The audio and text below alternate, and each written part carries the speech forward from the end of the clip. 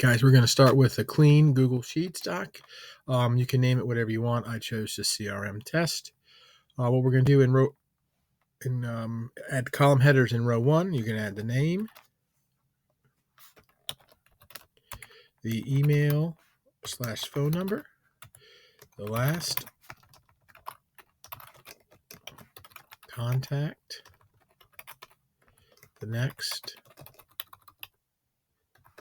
follow-up, notes, and status.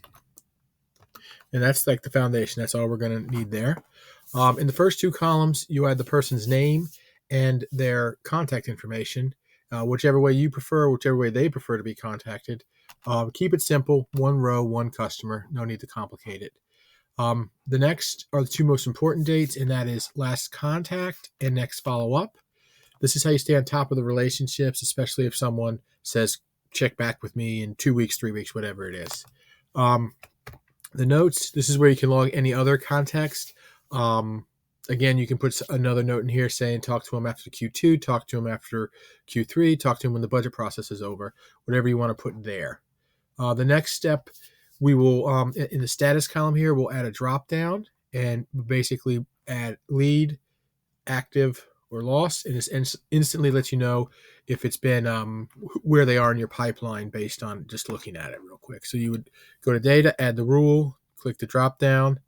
For the range, we can have it be, we'll just say F2 to F15 for now. Option 1 is going to be a lead. Option 2, active, and then add another here, and we'll do lost. And that's it. You hit done.